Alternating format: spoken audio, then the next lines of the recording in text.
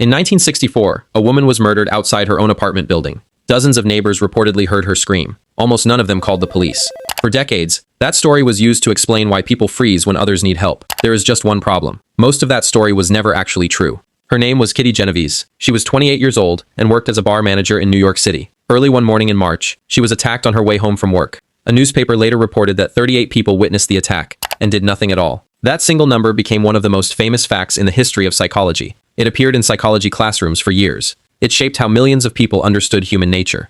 But years later, journalists and researchers went back and checked the actual case file. What they found did not match the famous story at all. The real number of people who actually saw or heard the attack was much smaller, probably closer to a dozen. Of those, at least 2 people did call the police. Almost nobody truly understood, in the moment, exactly what was happening below their window. The original number, the dramatic image of 38 silent witnesses, came from a sensational newspaper story, not from the actual police investigation. So why does this matter, beyond simply correcting an old mistake? Because, strangely enough, the myth led 2 psychologists towards something that turned out to be completely real. 2 social psychologists, John Darley and Bib Latané, decided to actually test the idea properly, not by studying the Genovese case directly, but by recreating the situation in a controlled setting.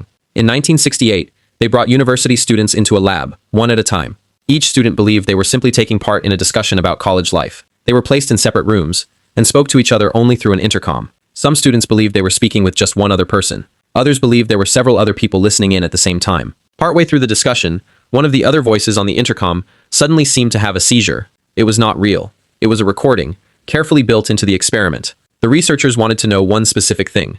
Would the listening student leave their room to go get help?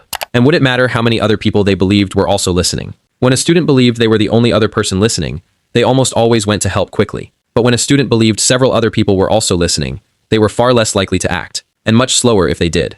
The more people who were believed to be present, the less any single person felt personally responsible. Darley and Latané called this diffusion of responsibility. Nobody in the experiment was acting out of cruelty or indifference.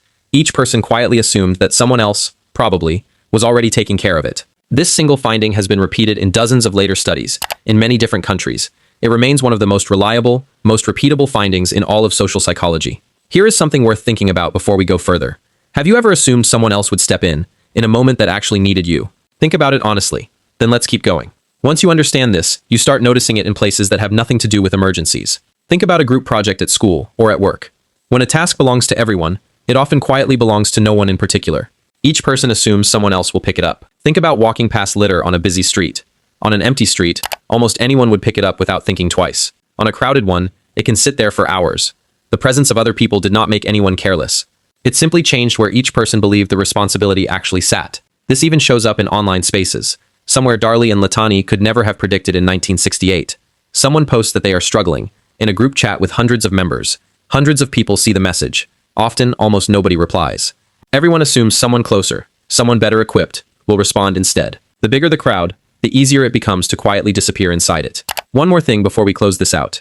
If you saw someone in trouble right now, in a crowded place, what do you think you would actually do? Be honest with yourself. Then let's finish this properly. Here is the most useful part of this entire story. Researchers eventually found a simple way to break the effect.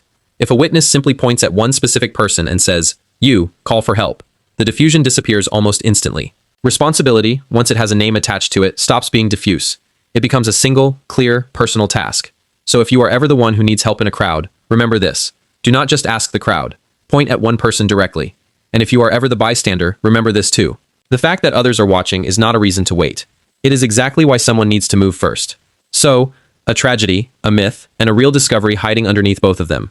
Kitty Genovese deserved real help that night, and the full truth has taken decades to catch up to her. But the science her case accidentally inspired turned out to be real, useful, and worth knowing. If this changed how you think about crowds, and about your own responsibility inside them, share it with someone. Subscribe to AVM. We ask the questions you stopped asking a long time ago.